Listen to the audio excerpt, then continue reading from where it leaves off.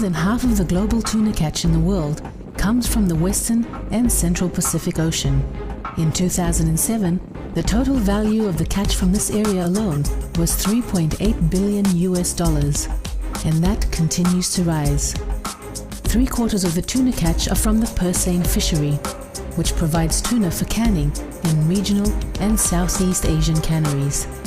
The pursiener fishery targets skipjack tuna, but also records significant catches of juvenile yellowfin and big-eye tuna. There are around 300 super pursieners from countries such as the USA, Japan, Philippines, Spain, Taiwan, China, and Korea, as well as thousands of longliners that fish in Pacific Island exclusive economic zones. The Pacific Island nations, who license foreign fleets to fish in their waters, have realized that there are significant employment opportunities for their people. License agreements now contain requirements to employ a percentage of local people on tuna pursieners fishing in their waters.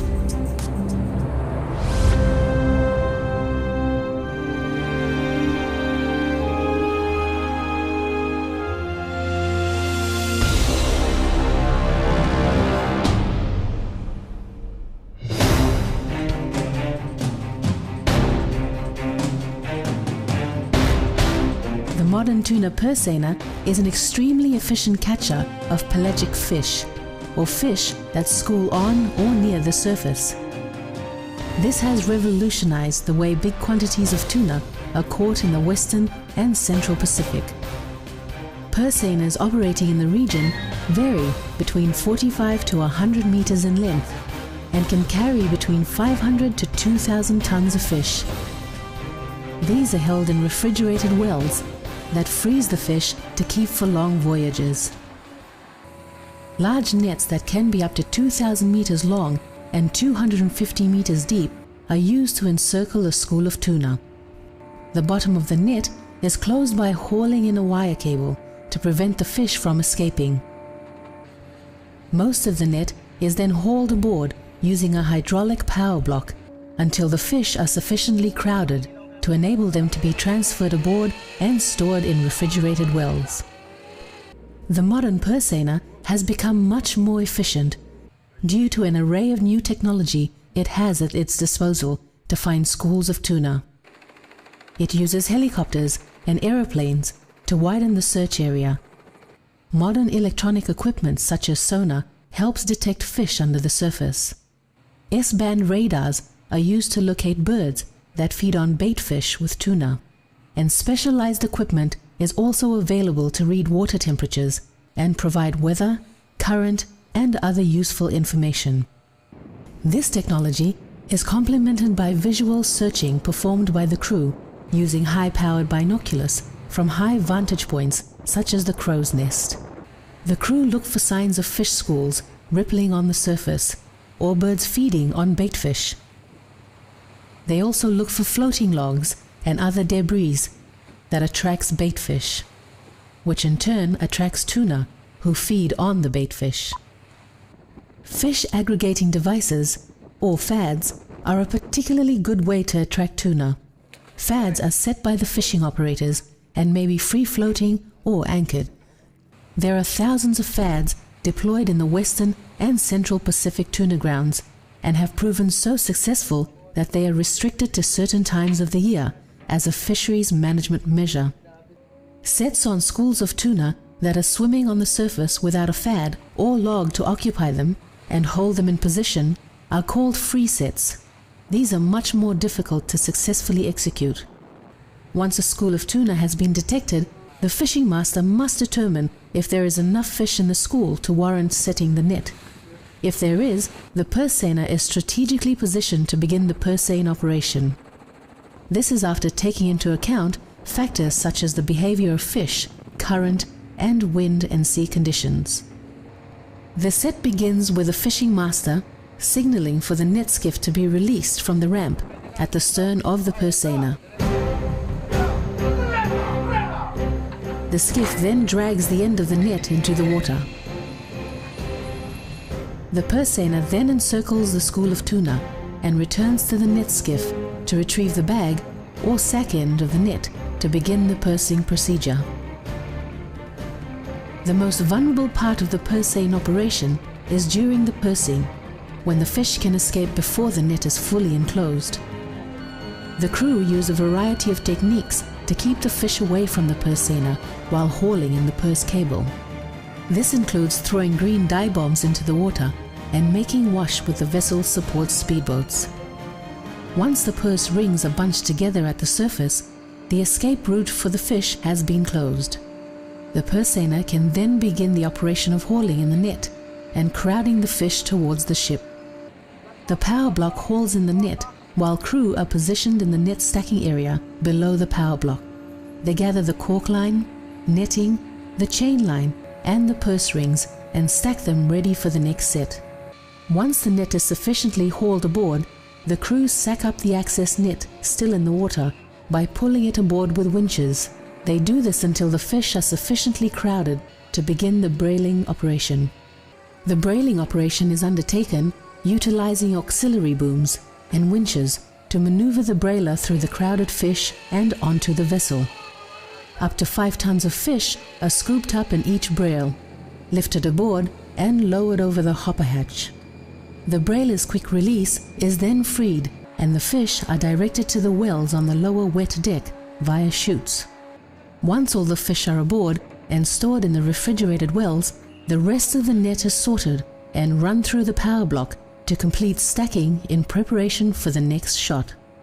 The net skiff is then winched aboard into its stowed position at the stern of the vessel, signaling the end of the set. The purseiner is now ready to continue the search for more schools of fish to set on. Living on board a fishing vessel can be challenging. Purseiners can spend weeks at sea in often harsh weather conditions. The crew can be a mix of different cultures, countries and languages, with everyone living and working in close proximity to each other. Cooking the breakfast morning 6 o'clock, 11 o'clock lunch, afternoon 5 o'clock. Sometimes cooking beef, steak, soup, another plenty cooking style of Italian style cooking. The hours spent working is long, and when the purseiner is not fishing, the crew are expected to undertake maintenance of gear and equipment such as mending the nets.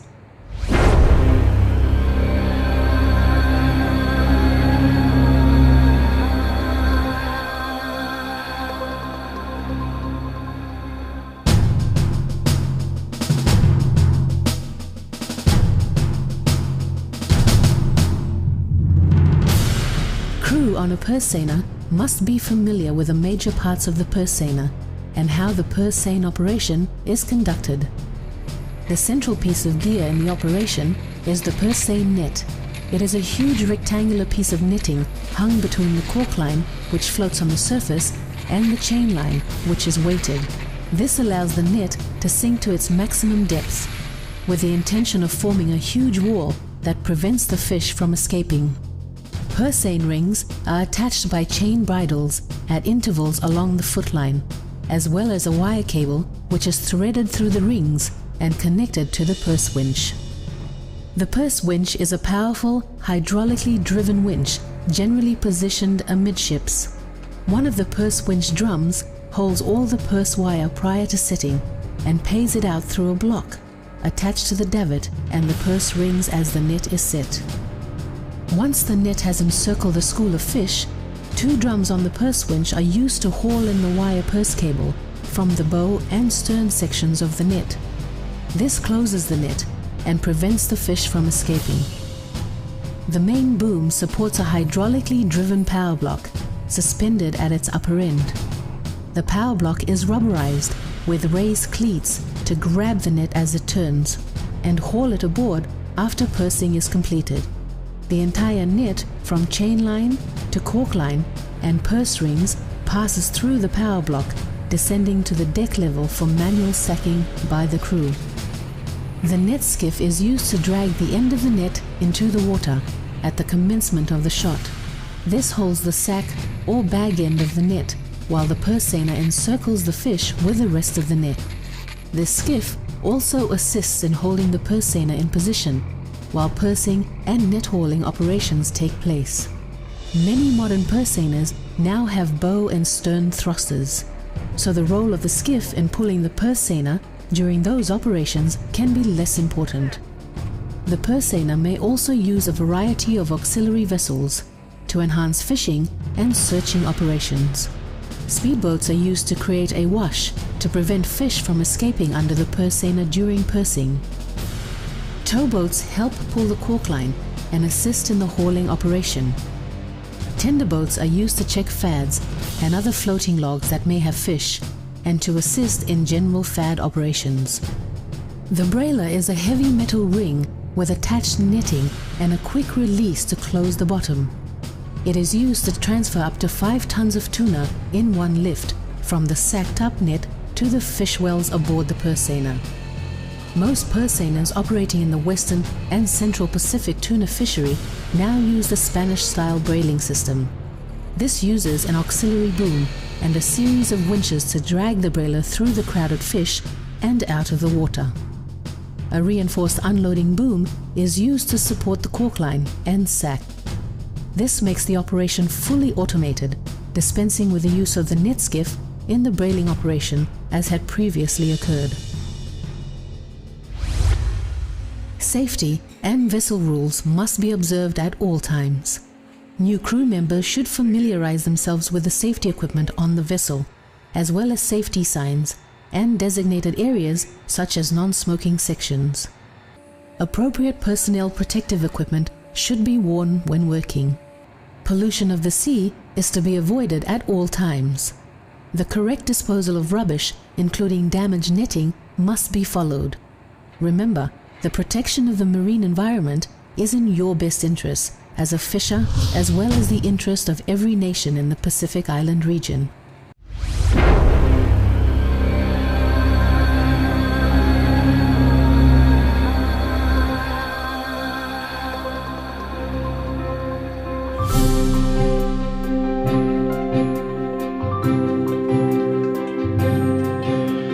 Let's revisit the Purseine set from start to finish.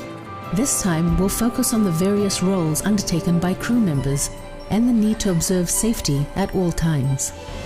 The purseining operation uses large, heavy gear with the potential to inflict serious injury or even death. So crew need to be vigilant, particularly during setting, hauling and brailing operations. The purseiner begins the set on a free swimming school of skipjack tuna, with the release of the net skiff from its position on the stern of the vessel. The net skiff drags the bag end of the net into the water. As the net is deployed, crew members must stay well clear of the net as it tumbles off the stern. The risk of being dragged into the water by the net is great during this part of the operation, and the purseiner will be unable to stop until the entire net has been deployed. Crew members must also keep well clear of the purse wire as it runs from the purse winch and out through the block on the purse davit.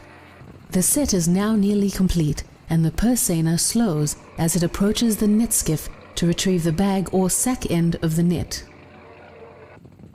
It has taken about 8 minutes to deploy the net, and hopefully the fish have stayed inside the circle made by the net. The net skiff crew pass a line attached to the bag end of the net to crew members on board the purseiner. This is then attached to a messenger line from the purseine winch. The net skiff is now free to go to the other side of the vessel and be attached to the towing bridle lines and assist in pulling the purseiner away from the net as pursing begins. The critical pursing operation takes about 25 to 30 minutes as the wire is hauled in from both ends of the net to close the net as quickly as possible. Crew members must again keep well clear of the purse wire as it is hauled aboard, and under no circumstances should it be touched while either being deployed or hauled aboard.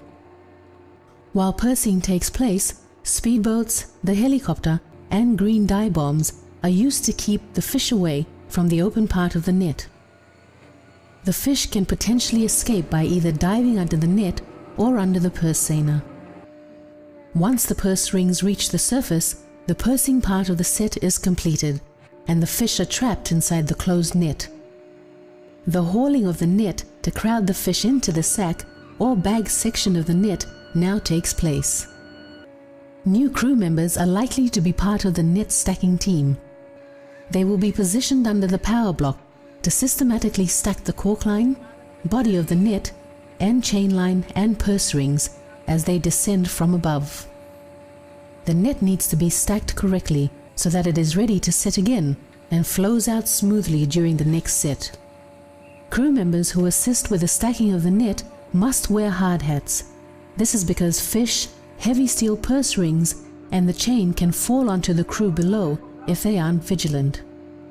Crew members should also wear correct footwear and gloves when stacking the net. One or more experienced crew members will stand at the purse davit to individually release the purse rings from the purse wire and allow them to go up through the power block with the net. Releasing the purse rings can be a dangerous activity, with potential damage to a person's hands. The crew member delegated with that task must watch very carefully and act quickly. The net hauling part of the operation can take up to 1.5 hours to complete in preparation to sack or dry up the net. The sacking or drying up stage is a process that slowly and evenly hauls the excess heavy sack netting aboard. This can take an hour to complete, depending on how much fish is in the sack. At the end of the sacking process, the catch is sufficiently crowded to brail the fish from the sack onto the vessel. Modern purseiners that use the Spanish-style brailing operation are able to lift much larger brails of fish. They can lift between 4 to 5 tons, which speeds up the brailing operation.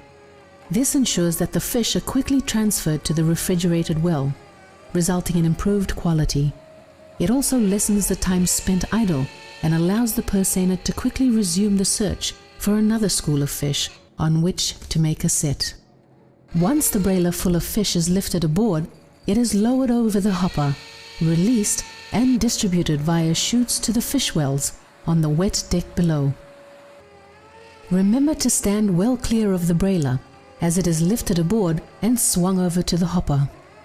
A 4 to 5 ton brail of fish can inflict serious damage to anyone it swings into.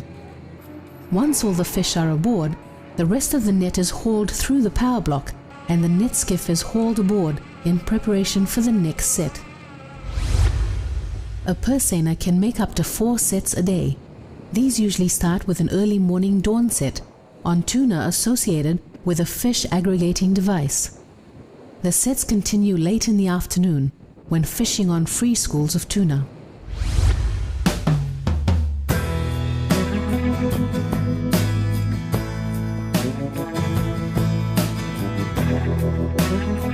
The tuna purseine fishery in the Central and Western Pacific is critical to the economies of many of the countries in the region. They provide many employment opportunities for Pacific people.